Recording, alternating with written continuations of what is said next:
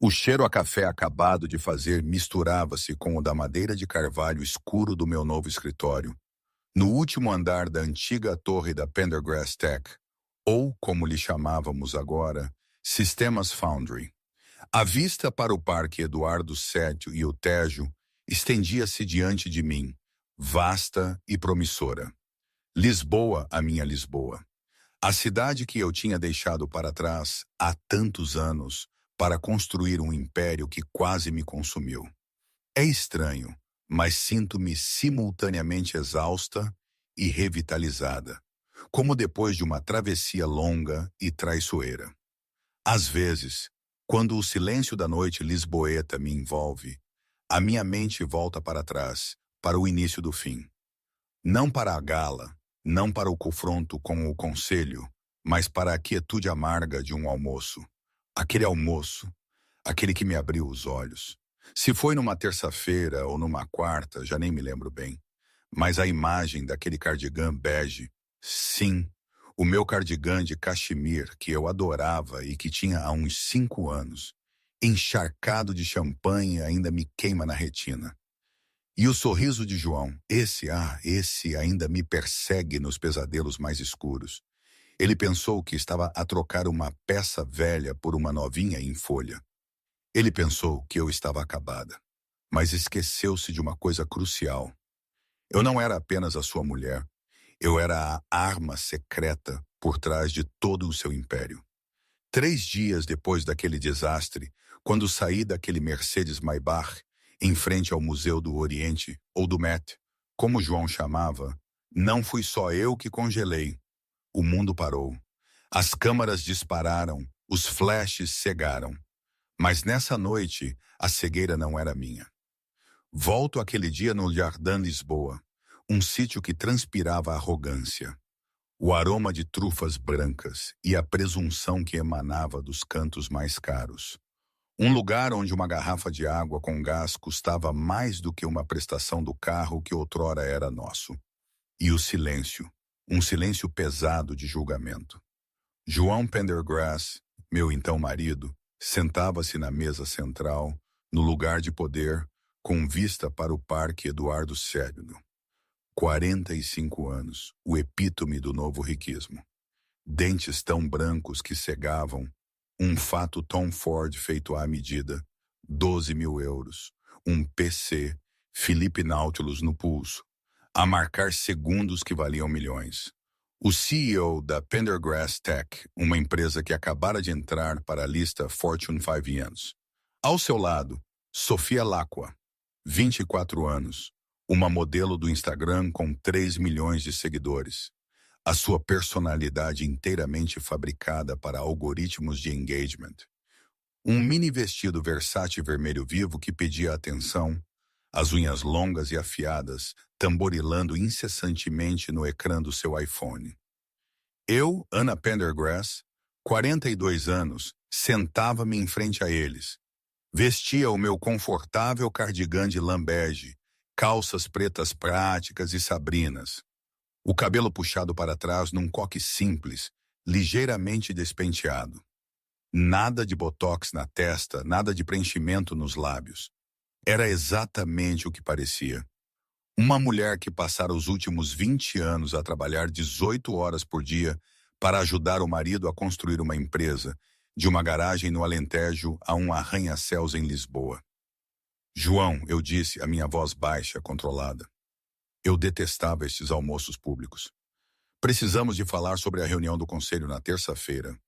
Os acionistas estão preocupados com a aquisição da empresa de IA. Os números não batem certo. João nem sequer levantou os olhos do seu menu. Tu preocupas-te demais, Ana. Por isso é que parece sempre tão cansada.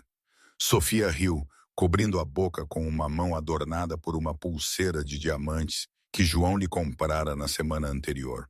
Uma pulseira que eu sabia que custara 45.000 euros, porque eu geria as contas da casa. Ai, meu Deus, João, chilreou Sofia, a sua voz perfurando o jazz ambiente. Ela está a falar de negócios outra vez? Pensei que tinhas dito que ela estava reformada. Parece a minha contabilista, mas vestida como a minha avó. Eu enrijeci.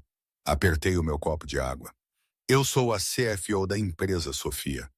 Tecnicamente sou a chefe do teu chefe. Sofia revirou os olhos, inclinando-se para sussurrar alto a João.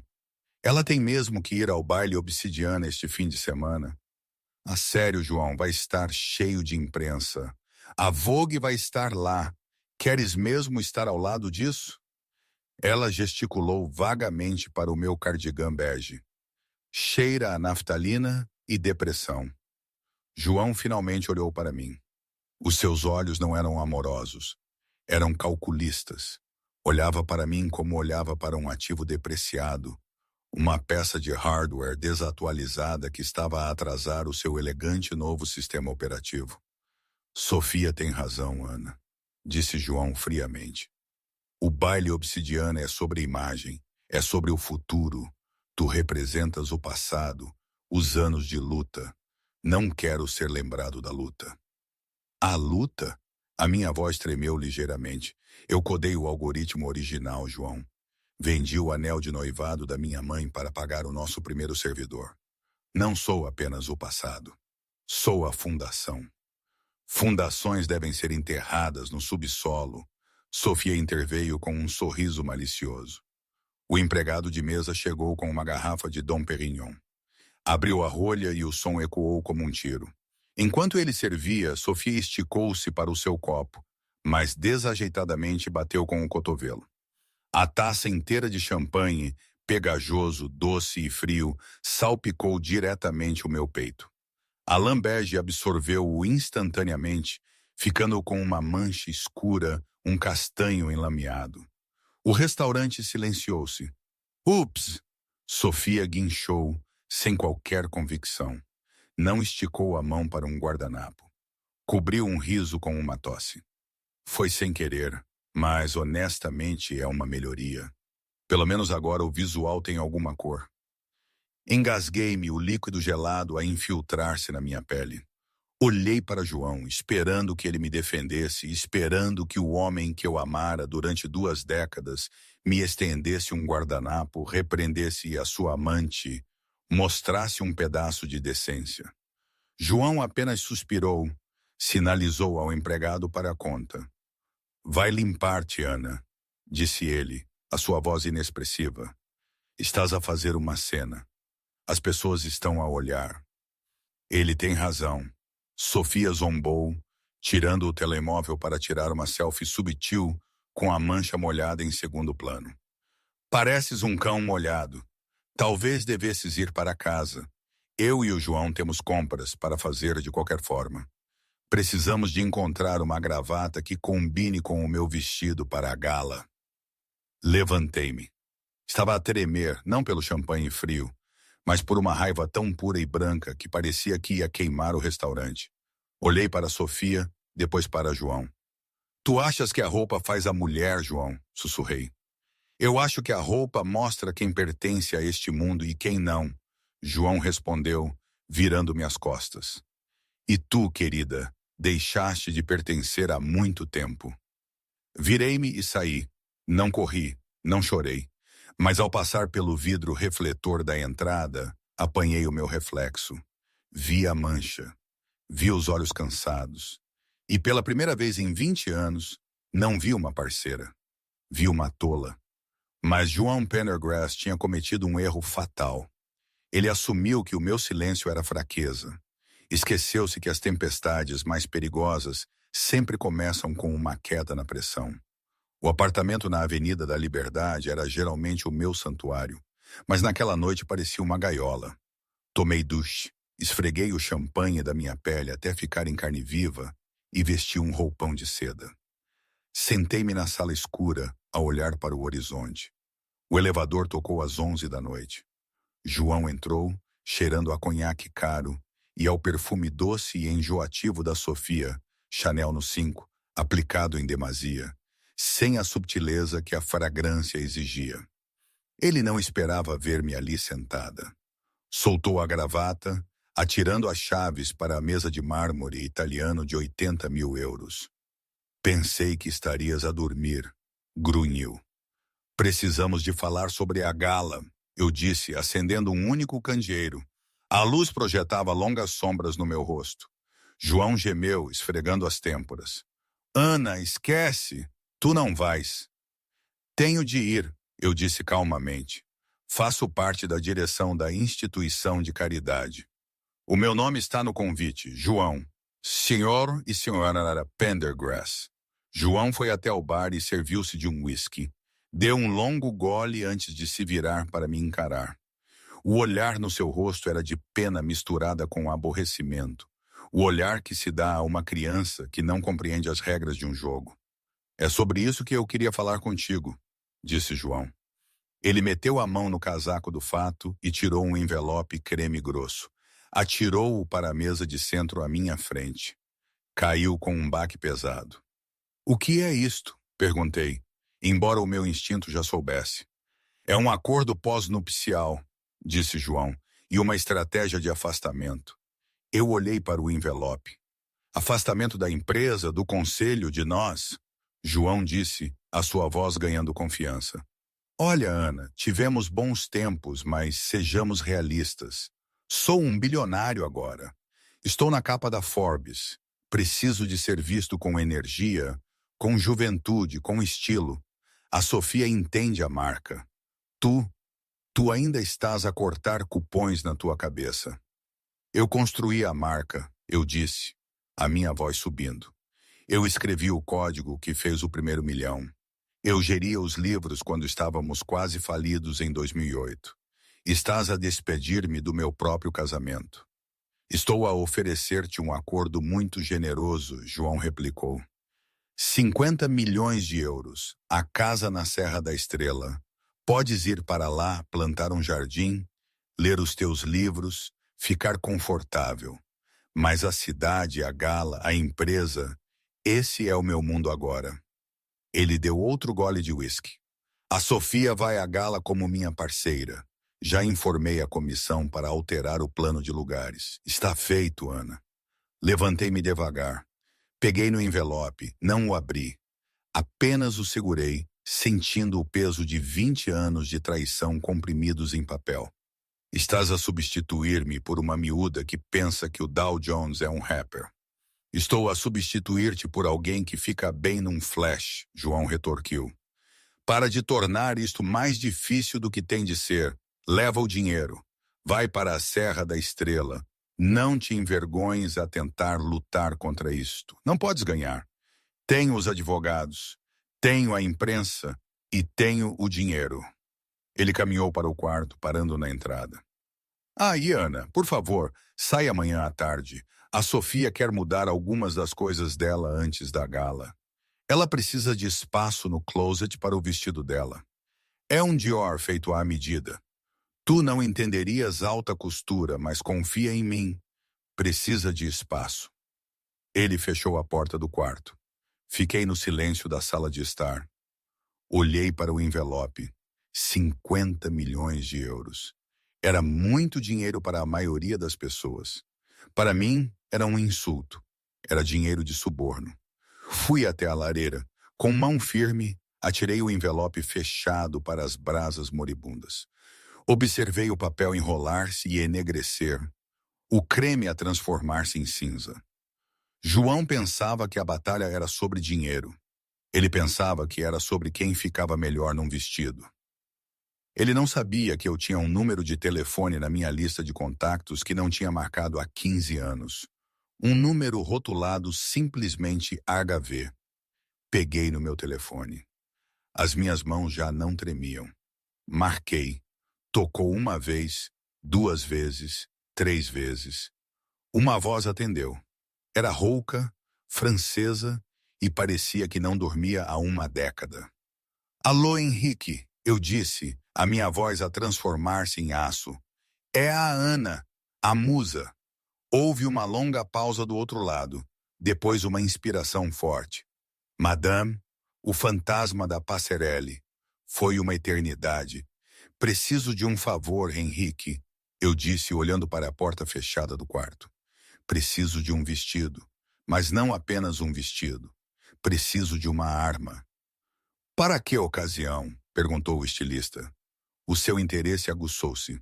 O baile obsidiana, eu respondi. Vou para a guerra, Henrique, e tenciono queimar o campo de batalha até ao chão. Do outro lado da linha, Henrique Vorsa, o estilista recluso que banira a Vogue dos seus desfiles e recusara vestir a realeza de Hollywood porque não gostava da iluminação do Palácio de Buckingham, soltou uma gargalhada escura e deliciosa. Então venha para Paris esta noite, minha cara. Temos trabalho a fazer. Momento, aqui preciso de fazer uma pequena pausa. Tudo isto, esta situação com o João, a Sofia e esta ideia de um vestido-arma, era na verdade totalmente absurda, não era? Quero dizer, pensem bem, um homem que se tornou bilionário de repente descarta a pessoa que o ajudou a construir tudo, por alguém que ele considera mais vistoso. E para se vingar, ou melhor, para lutar por justiça, eu tinha de ir a Paris para ter um vestido desenhado por um gênio excêntrico. Parece enredo de um filme parvo, mas era a minha realidade. Talvez fosse precisamente essa a ironia. Quanto mais ridícula a situação parecia de fora, mais real e visceral era por dentro. Aquela humilhação, aquele desprezo. Em casa, no Alentejo, diríamos que o rei vai nu, mas aqui no topo do mundo, todos se vendavam em ilusões. Eu sabia que ele me subestimara completamente, mas até que ponto? Não sei. Só sei que a dor e a raiva eram palpáveis. De qualquer forma, voltando à história, João Pendergrass acordou na manhã seguinte para um penthouse vazio. O armário estava meio vazio. Os meus cardigans bege, as calças práticas, os sapatos sensatos tinham desaparecido. Ele sorriu a beber o seu café. Presumiu que eu tinha entendido o recado e recuado para a casa de campo na Serra da Estrela, para lamber as minhas feridas e plantar hortênsias. Mandou uma mensagem a Sofia. A bruxa má foi-se embora. O castelo é teu. Ele não fazia ideia de que eu não estava na Serra da Estrela. Eu estava naquele momento a 30 mil pés, a voar num Gulfstream G650 fretado para Paris. João tinha feito um erro de cálculo crítico. Como CFO, eu não gerenciava apenas os livros da empresa. Eu conhecia cada lacuna, cada conta offshore e cada ativo oculto. Tinha um fundo de guerra pessoal, uma conta separada que construíra ao longo de 20 anos com as minhas próprias taxas de consultoria e dividendos de ações iniciais que nunca misturei com os de João. Continha liquidez substancial, suficiente para comprar uma pequena ilha, ou, neste caso, o suficiente para comprar uma ressurreição. Aterrei em Le Bourget, Paris, quando o sol se estava a pôr. Um Mercedes Maybach preto esperava-me na pista. Madame Pendergrass, o motorista acenou. A Mademoiselle Vorsa espera por si. 30 minutos depois, o carro parou em frente a uma porta de ferro pesada, grafitada e discreta, no bairro do Maraís. Não havia placa, nem campainha. Para o transeunte comum, parecia um armazém abandonado. Para a elite, os poucos que o conheciam, era o santuário de Henrique Vorsa, o único homem na moda que recusara vestir a rainha de Inglaterra porque não gostava da iluminação no Palácio de Buckingham. Bati 3 vezes. A porta pesada rangeu. Henrique estava lá. Tinha 70 anos, vestia um kimono de seda e fumava um cigarro fino e preto. O seu cabelo era um choque de branco. Os seus olhos, por trás de óculos redondos e coloridos, eram afiados como agulhas. A musa regressa. Henrique sussurrou, a fumaça a enrolar-se nos seus lábios. Ele fez-me entrar e trancou a porta. O interior era uma caverna de maravilhas. Rolos de seda rara, veludos vintage dos anos 20 e manequins drapeados em tecidos que pareciam metal líquido enchiam o espaço. Vi a fotografia, disse Henrique, levando-me para uma espreguiçadeira de veludo. Aquela que aquela miúda, aquela coisa de plástico, publicou de ti no casaco manchado. Tornou-se viral. Eu disse, a minha voz firme. Chamaram-me a CFO desleixada. Memes, piadas. As ações de João até subiram porque o mercado pensa que ele finalmente está a livrar-se do peso morto. Henrique cuspiu no chão. Filistinos, João é um fato. Ele vê uma mulher como um acessório. Vamos transformar-te no evento principal. Ele começou a circular-me, fita métrica na mão, os seus olhos a varrerem o meu corpo. Eu tinha perdido peso devido ao estresse, mas a minha estrutura óssea era elegante, estatuária. O baile obsidiana, Henrique meditou. Todos estarão em brilhos dourados, prateados, a tentar parecer bolas de discoteca. Não faremos brilhos, Ana. Faremos escuridão. Ele puxou uma peça de tecido de um cofre trancado. Isto, disse Henrique acariciando o tecido, é seda vossa. Mandei tecê-la num mosteiro em Kyoto. Absorve 99% da luz. É mais preta do que a noite. Quando o vestires, parecerás um vácuo na sala. Um buraco negro que consome tudo à sua volta. E o corte? Severo? Henrique disse, cortando o ar com a mão. Um decote que mergulha perigosamente, mas com mangas que sugerem realeza. E as costas serão inteiramente abertas. Mas precisamos de algo mais. Algo que grite, não estou quebrada. Ele caminhou para um cofre na parede, girou o disco e tirou uma caixa de veludo. Lá dentro estava um colar que me fez ofegar. Era um choker de diamantes negros brutos, não lapidados, que gotejava numa única e maciça rubi vermelho sangue do tamanho de um ovo de pombo. O coração da fúria. Henrique sorriu. Desenhei-o para uma tsarina russa que nunca o chegou a usar porque a revolução começou. Esperou por uma mulher com raiva suficiente para o carregar. Toquei nas pedras frias. É perfeito. Mas Ana, disse Henrique parando-me. Tirou os óculos olhando-me nos olhos. O vestido é apenas tecido, as joias são apenas pedras. Se entrares naquele baile com a postura de uma vítima, serás apenas uma vítima num vestido bonito. Precisas de entrar como se fosses dona do edifício, como se fosses dona de João. Eu não quero apenas ser dona dele, Henrique, eu disse, os meus olhos a refletirem o rubi vermelho. Quero levá-lo à falência, emocionalmente e publicamente. Bom, Henrique sorriu. Então temos 48 horas. Levanta-te. Temos de ajustar o corpete. Enquanto Henrique fazia a sua magia, eu tinha mais uma chamada a fazer. Um vestido era uma declaração. Mas numa gala de alta sociedade, o estatuto de uma mulher era muitas vezes, infelizmente, medido por quem a acompanhava. Eu não podia entrar sozinha. Isso pareceria desafio, mas também solidão. Eu precisava de entrar com alguém que fizesse João Pendergrass sentir-se muito, muito pequeno. Sentei-me no ateliê, o som das máquinas de costura a zumbir em segundo plano, e olhei para o meu telemóvel. Rolei por amigos que já me tinham fantasiado desde que a notícia da separação tinha vazado. Parei num nome que eu sabia que João temia mais do que a SEC. Pedro Sterling.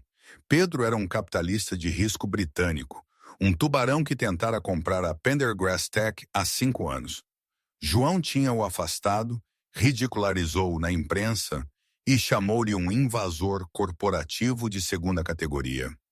Pedro nunca retaliara publicamente. Ele simplesmente esperara. Eu sabia algo que João não sabia.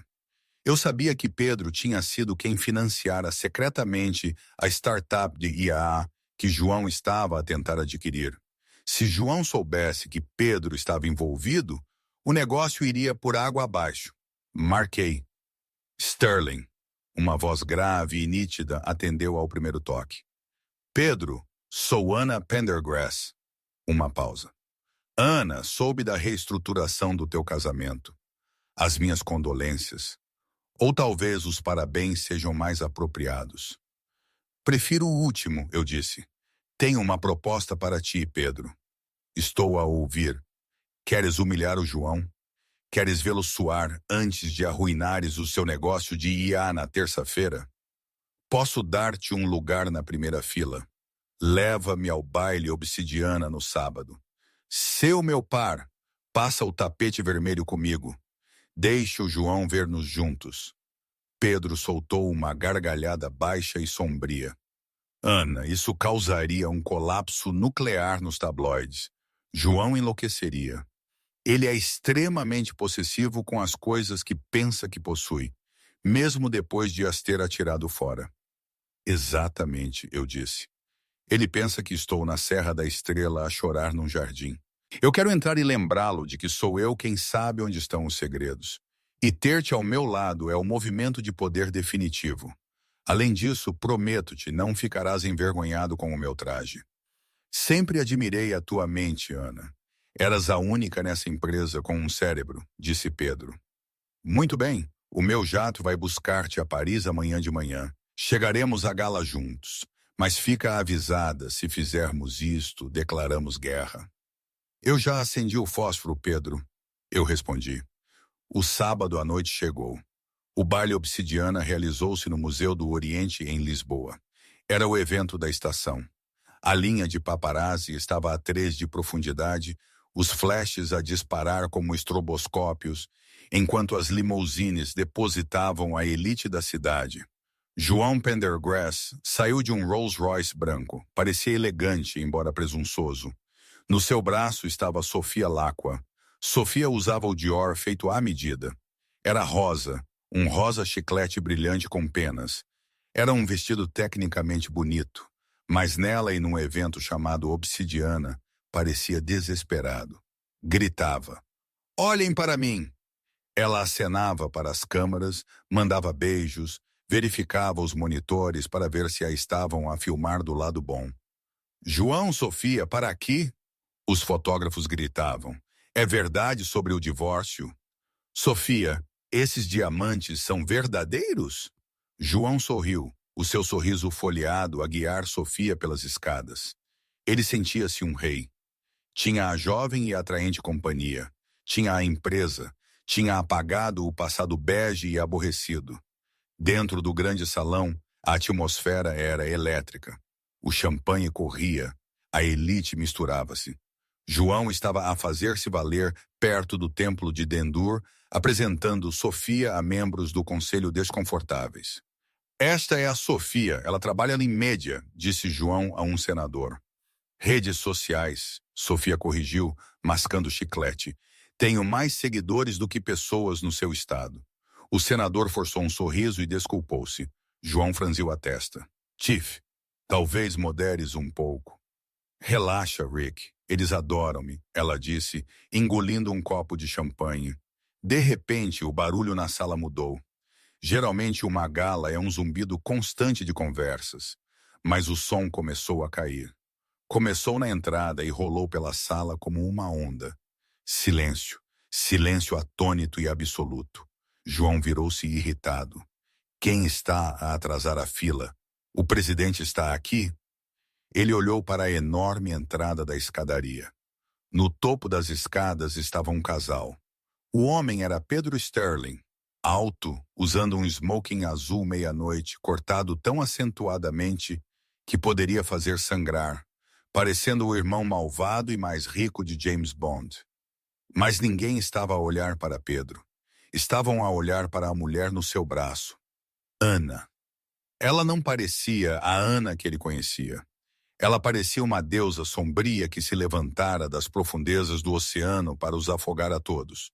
O vestido era de veludo Vanta Black. Absorvia os flashes das câmaras, criando uma silhueta que parecia um rasgão no tecido da realidade. Abraçava o meu corpo como uma segunda pele, mostrando uma figura que João ignorara durante anos. Curvas esculpidas pelo Pilates, que ele nem sabia que eu fazia. Uma cintura perfeita. O decote mergulhava profundamente, revelando pele que brilhava com um cuidado luminoso e caro. E ao redor do meu pescoço repousava o coração da fúria. Os diamantes negros brilhavam sombriamente, e o rubi maciço repousava na concavidade da minha garganta, como uma gota de sangue fresco. O meu cabelo já não estava num coque despenteado. Estava liso, reto e repartido ao meio, caindo pelas minhas costas como uma folha de obsidiana. A minha maquilhagem era feroz, um olho esfumaçado que me fazia parecer perigosa, e lábios pintados de um carmesim mate profundo. Eu não sorri, não acenei. Apenas coloquei a mão no braço de Pedro e comecei a descer as escadas. Clique, clique, clique. Depois a explosão. Os fotógrafos enlouqueceram. Os flashes eram tão intensos que cegavam. Ana! Ana, para aqui! Quem é que veste? Isso é Pedro Sterling? Olhem para o colar! Sofia Lacqua deixou cair o copo de champanhe. Partiu-se no chão, salpicando líquido rosa nos seus próprios sapatos de penas. Ninguém sequer olhou para ela. João sentiu o sangue congelar. Ele não conseguia mover-se. Ele olhou para a sua mulher, a sua ex-mulher, e o seu cérebro não conseguia processar a imagem. Esta era a mulher a quem ele chamara desleixada. Esta era a mulher a quem ele dissera para ir cortar cupons. Ela parecia régia. Ela parecia aterradora. Ela parecia cara. Cheguei ao fundo das escadas. Olhei pela sala. Os meus olhos fixaram-se nos de João. Não desviei o olhar. Não tremi. Pedro inclinou-se e sussurrou-me ao ouvido, fazendo-me soltar uma rara e genuína gargalhada que ecoou pelo salão silencioso. Era uma gargalhada de liberdade. Pronta para dizer olá? Perguntou Pedro. Vamos, eu disse. Caminhamos diretamente para João e Sofia. A multidão abriu-se como o mar vermelho. João tentou recompor-se. Endireitou a gravata, mas as suas mãos suavam. Ana. João engasgou-se quando me aproximei. O quê? O que estás aqui a fazer? Parei. Olhei para Sofia, analisando o vestido de penas rosa de cima a baixo com uma expressão de leve divertimento. Olá, João, eu disse, a minha voz suave como veludo. Sofia, que penas adoráveis. Muito rua Sésamo. Sofia abriu a boca para retorquir, mas as palavras morreram na sua garganta. Ela olhou para o meu rubi, depois para a sua própria pulseira de diamantes. De repente, as suas joias pareciam brinquedos de uma caixa de cereais. E Pedro? João cuspiu, olhando para o britânico. Não sabia que vocês se conheciam. Ah, conhecemos-nos há muito tempo, Pedro sorriu, os seus olhos frios. A Ana estava-me a falar sobre a aquisição de IA. Números fascinantes. Temos muito a discutir. João empalideceu. Isso é negócio confidencial da empresa. Já não, eu disse suavemente. Sou acionista, João, uma das principais, e tenho preocupações com a gestão. Dei um passo em direção a João, invadindo o seu espaço pessoal. Cheirava a um perfume personalizado que Henrique me dera. Rosa escura, couro e fumaça. Disseste-me para me limpar, João. Sussurrei alto o suficiente para os repórteres próximos ouvirem. Eu fiz. Esfreguei 180 quilos de peso morto e sinto-me muito mais leve. João ficou paralisado, a boca ligeiramente aberta. Sorri, virei-lhe as costas e afastei-me com Pedro. A cauda do meu vestido preto varrendo o local onde Sofia tinha derramado a bebida, limpando-o. As câmaras voltaram a disparar. E João soube, naquele momento, que a fotografia na primeira página de amanhã não seria dele e do seu novo brinquedo. Seria da rainha que ele tolamente tentara destronar. Mas a noite estava apenas a começar. Eu não tinha vindo apenas para parecer bem. Eu tinha vindo para largar uma bomba e segurava o detonador na minha carteira. O jantar dentro do templo de Dendur foi uma masterclass em guerra psicológica. O plano de lugares que João arrogantemente rearranjara para se colocar a si e a Sofia na mesa principal tinha sido misteriosamente alterado novamente. Eu e Pedro estávamos sentados diretamente em frente a eles.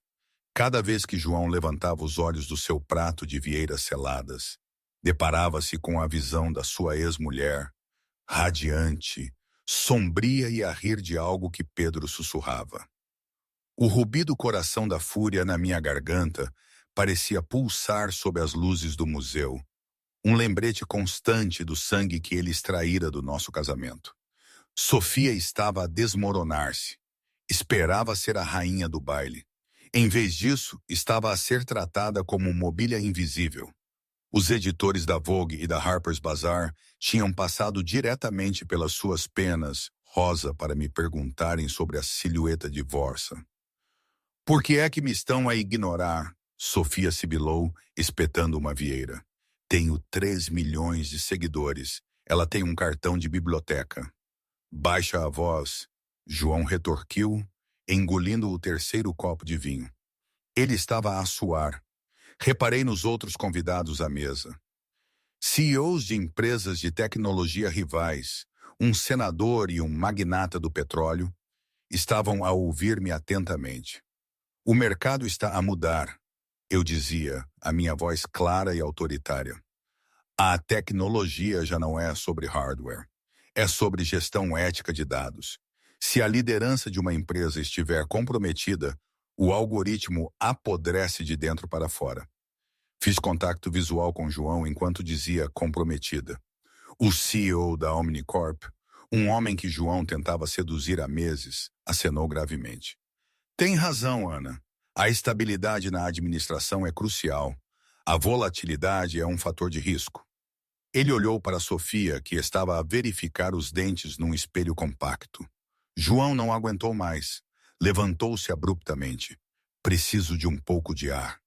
Caminhou para o terraço com vista para o Parque Eduardo VII. Precisava de se recompor.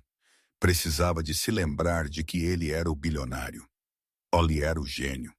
E Ana era apenas uma ex-mulher descontente. Não ouviu o suave clique de saltos atrás dele. A fugir tão cedo, João? Ele virou-se. Eu estava na porta, o vento a apanhar a seda do meu vestido. Parecia uma nêmesis de um filme no ar.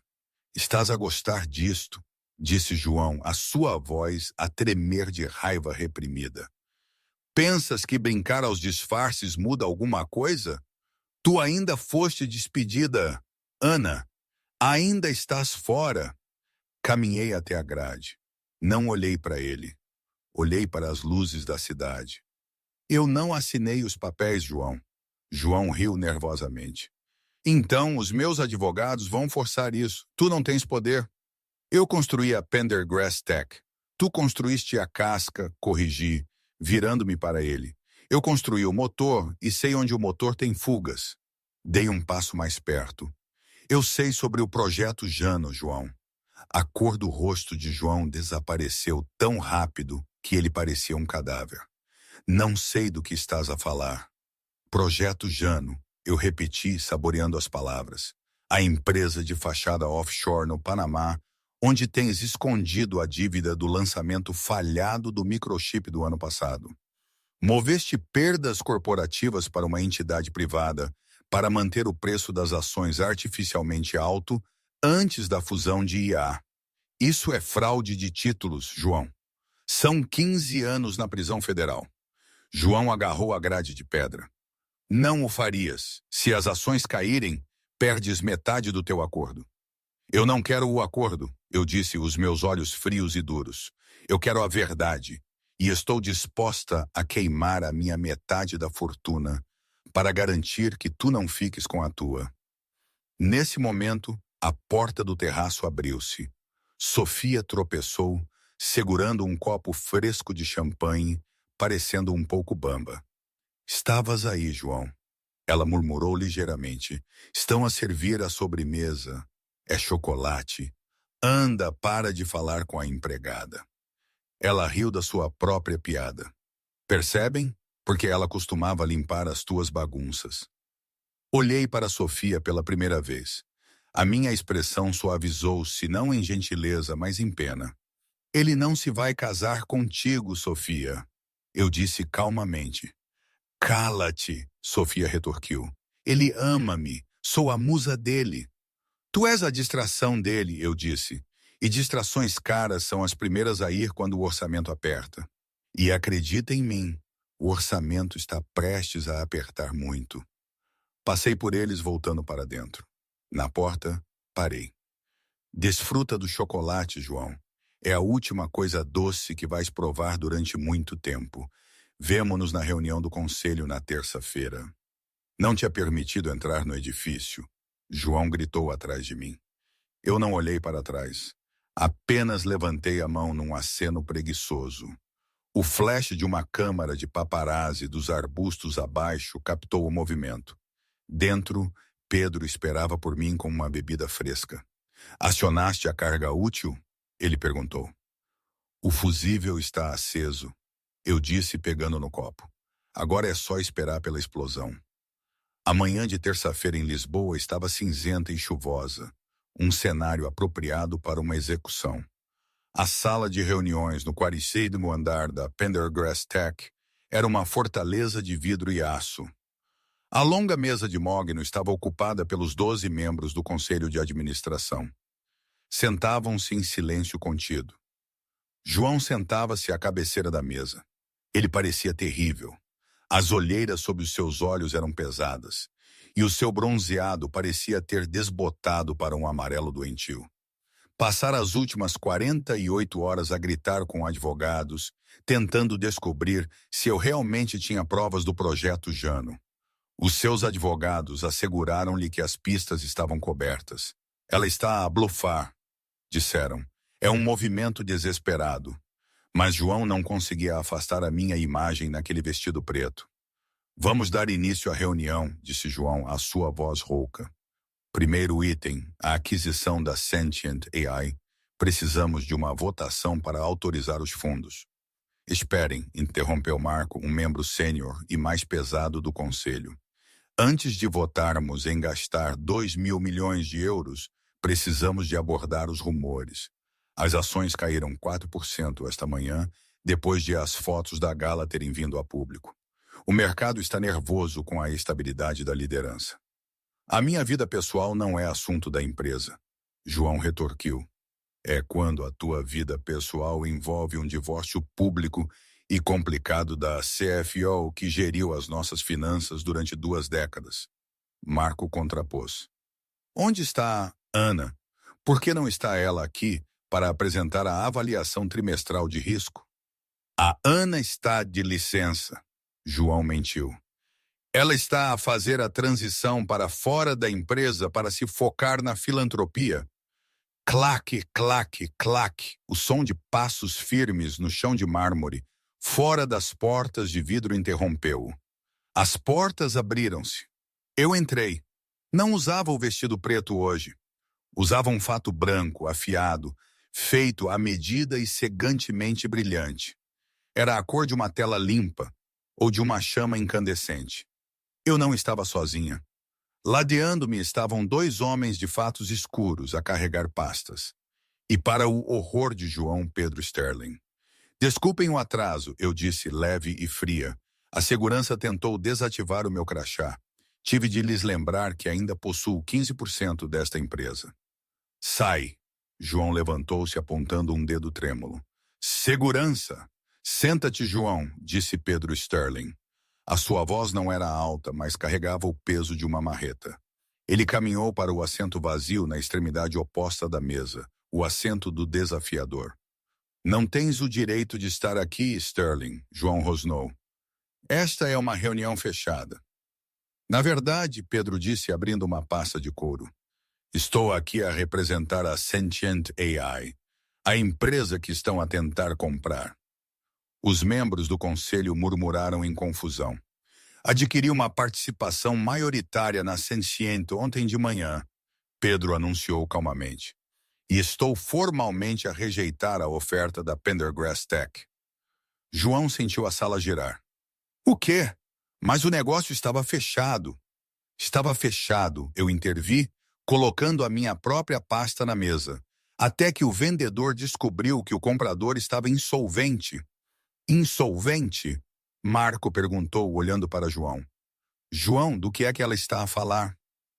Abri a minha pasta. Não tirei alguns papéis. Tirei uma pilha espessa de documentos, amarrados em fita vermelha. Pastor, eu disse, deslizando a pilha pela mesa até Marco.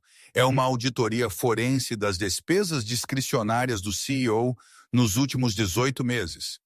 Comecei a circular a mesa, narrando enquanto os membros do conselho folheavam as páginas. Página 4, eu disse.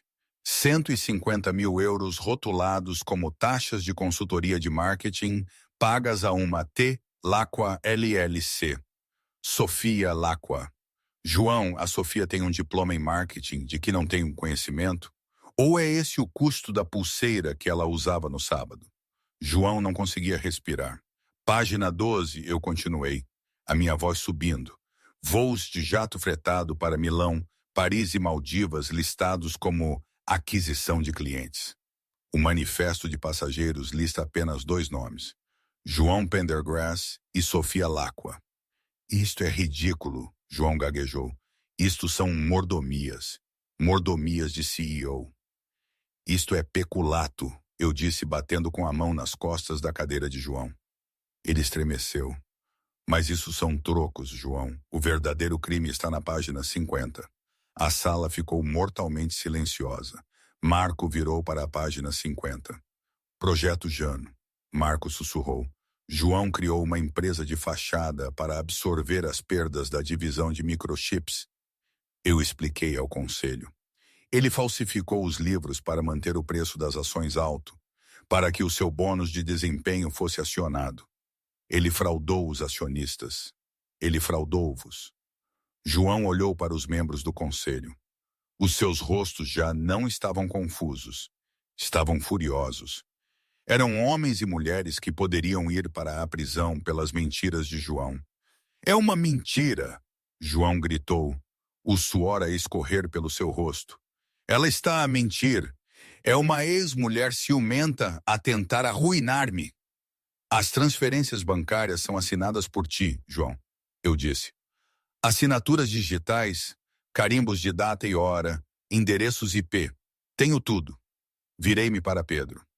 Senhor Sterling, como proprietário da Sentient AI, venderia a sua empresa a uma empresa sob investigação federal por fraude de títulos? Absolutamente não, disse Pedro, fechando a pasta. Na verdade, eu aconselharia o conselho que, a menos que sejam tomadas medidas imediatas, divulgarei esta informação a SEC até ao meio-dia de hoje. Marco levantou-se. Olhou para João com puro nojo.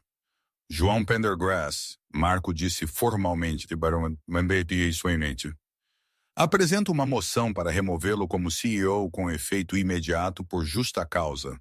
Alguém secunda? Secundo, disse a mulher à direita de João sem hesitação. Todos a favor? 11 mãos levantaram-se. João sentou-se ali sozinho. O homem que queria ser rei. Estás despedido, João, disse Marco. A segurança vai acompanhá-lo até a saída. Deixe o seu telefone e o seu portátil. João levantou-se, as pernas a tremerem. Olhou para mim. Ele queria gritar, bater em algo, implorar. Mas viu o olhar nos meus olhos. Não era triunfo. Era indiferença. Ele já não era um marido ou um parceiro ou sequer um inimigo. Era apenas um mau investimento que eu finalmente liquidara. Tu arruinaste tudo, João sussurrou. Não, João, eu disse, alisando a lapela do meu fato branco. Eu apenas equilibrei as contas. 2 seguranças, homens que João tinha contratado, deram um passo à frente. Por aqui, Sr. Pendergrass. Enquanto João era conduzido para fora da sala de vidro, viu Sofia Lacqua de pé no lobby, segurando um saco de compras. Ela viu-o ladeado por guardas, parecendo derrotado. Não correu para ele. Em vez disso, verificou o telefone, virou-se e caminhou para a saída. As portas fecharam-se. Perspectiva de Sofia Lacqua. O que é que se passa com o Rick? Os seguranças. Meu Deus, ele parece um cão. A minha publicidade está a ir por água abaixo, não está? Lixo. Absoluto lixo. Tenho que tirar estas fotos, todas, rápido, antes que o meu agente veja. Aquele vestido Dior? Ah, era bonito, mas não vale a pena agora. Nunca devia ter apostado num homem que usa diamantes falsos. Que vergonha! Que desperdício de tempo! Ok, mensagem para o cheque. Saudades da minha rosa no deserto. Sim, isso funciona. Um jato particular para o Dubai? Muito mais confortável. Desculpa, Rick. Era só negócio. E o teu negócio faliu. Não é culpa minha, não é? Sempre soube que havia algo frágil nele, uma pose vazia. A Ana. Bem, a Ana sabia jogar. Eu apenas achava que ela não queria. A sala de reuniões estava silenciosa. Então, eu disse, ocupando o lugar à cabeceira da mesa. Agora que o lixo foi levado, vamos discutir a reestruturação desta empresa? Pedro sorriu da outra ponta da mesa. Acredito que a Sentient AI estaria muito interessada numa fusão, desde que o novo CEO seja alguém em quem eu confie. Acho que isso pode ser arranjado, eu sorri. O passeio em frente à Pendergrass Tech estava frio. Ainda chovia. João estava debaixo do toldo, agarrado a uma caixa de cartão que continha um agrafador, uma moldura de foto virada para baixo e uma árvore de bonsai morta. Tirou o telefone para chamar um carro. A aplicação carregou, depois mostrou uma notificação vermelha. Método de pagamento recusado. Ele olhou para o ecrã. Tentou o seu cartão corporativo. Cartão desativado. Tentou a sua conta pessoal Amex Platinum. Conta congelada, pendente de investigação. Um salto alto rosa brilhante entrou no seu campo de visão. Sofia Lacqua estava ali, a rolar o telefone, abrigada debaixo de um enorme guarda-chuva, segurado por um porteiro de hotel que ela tinha encantado. Sofia, João disse, o alívio a invadi-lo. Graças a Deus, os meus cartões estão a falhar. É culpa do banco, obviamente. Liga para um Uber Black. Vamos para o Four Seasons. Preciso de uma bebida. Sofia não levantou os olhos do ecrã. O seu polegar apagava rapidamente fotos do seu Instagram, especificamente todas as fotos dela e de João. Sofia!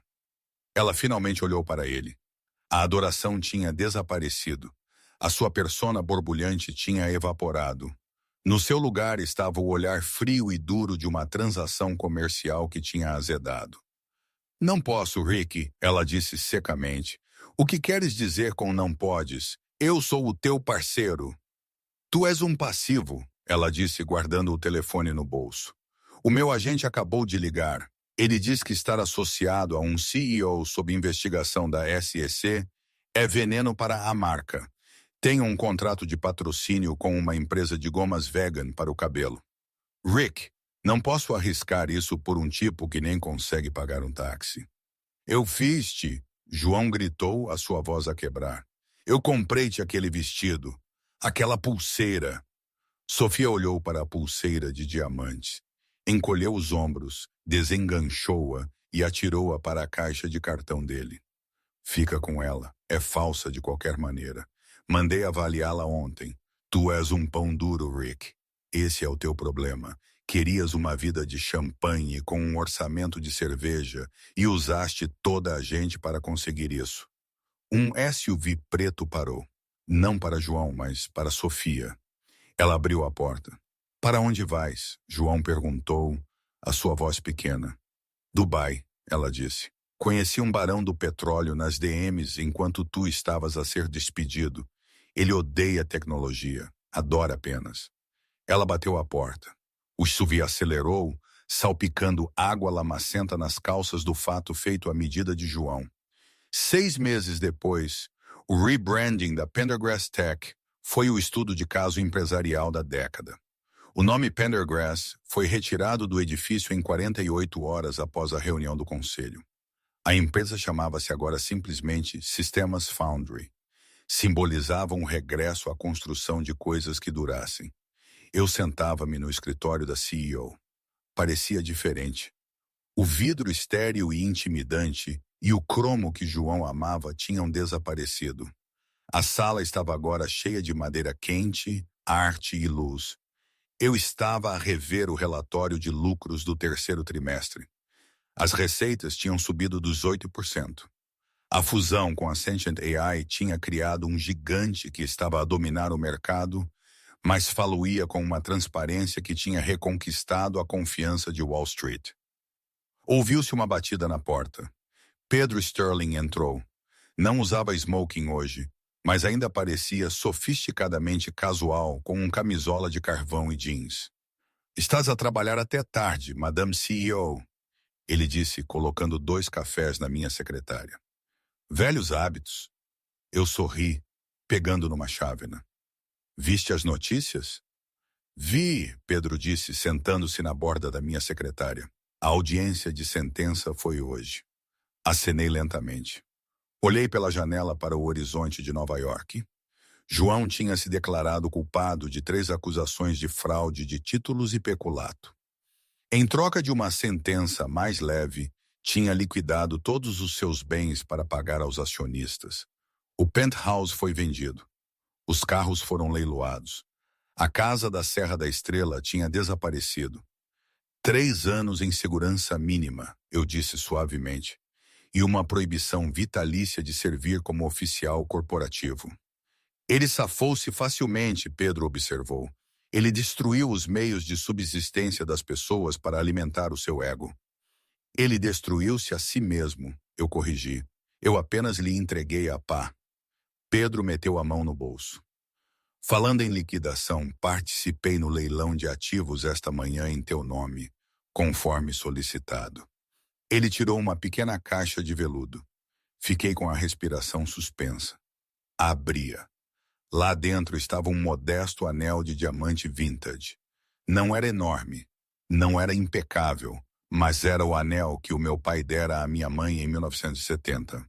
O anel que eu vendi há 20 anos para comprar o primeiro hack de servidor para uma startup chamada Pendergrass Tech. João tinha-o comprado de volta há anos.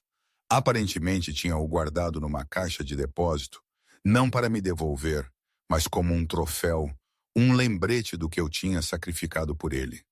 Tu compraste-o de volta, eu sussurrei, as lágrimas a picarem os meus olhos.